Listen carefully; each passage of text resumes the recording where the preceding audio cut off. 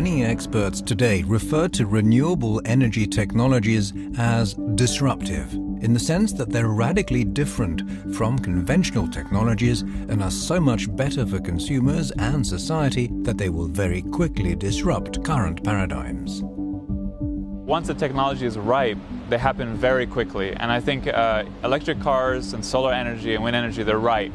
A lot of people think they have these forecasts for, 2040, we're having just a bit more percentage of these. I think the transformation is going to happen so quickly that most of these forecasts are going to be quite short, quite off, because these are disruptive technologies. They're better technologies for the consumers, and we've crossed the price points where they make sense. So once that happens, it's basically a matter of awareness getting around, word of mouth, the understanding, the experience. And as that grows, it grows exponentially. And we're going to see a rapid, I think, transformation, comparable to the Industrial Revolution or such.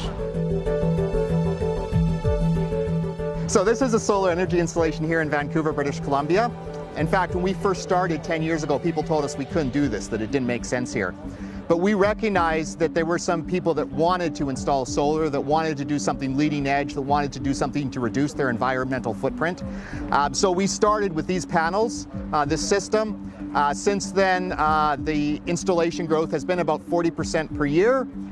So in fact, it could be done here. There was a demand. People want to see more renewable energy installed locally.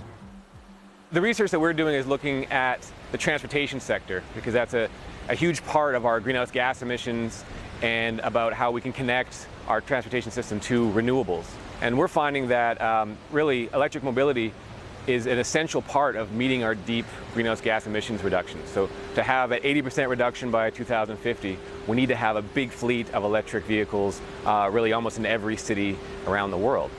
And the research that we're doing found that there's a lot of potential demand. There's a lot of consumers out there who'd be willing to pay extra for some type of plug-in hybrid vehicle or pure electric vehicle. But currently, they can't do that because it's not available in the model they want, or in the variety or color or whatever it is that they want. And so what we're finding is that there's some areas that are showing us good examples of policy that can trigger that change. And California has the best example that we found. California right now is leading the standards. They've said that 10% of the vehicles sold in California have to be electric vehicles. They have committed to an 80% reduction in greenhouse gases.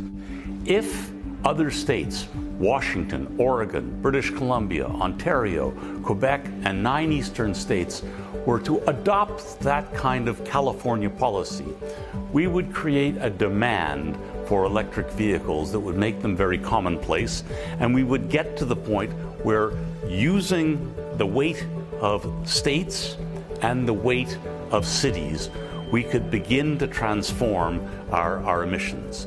And that's where we need to go, because we cannot wait for national governments to take us there anymore. And once people understand that an electric vehicle is actually cheaper, it saves them money, all of a sudden that will turn the market in a massive way. Like transportation, housing is also a major challenge in the aim of creating sustainable cities. The Vancouver Convention Centre is a prime example of how buildings can be designed to minimize environmental impacts.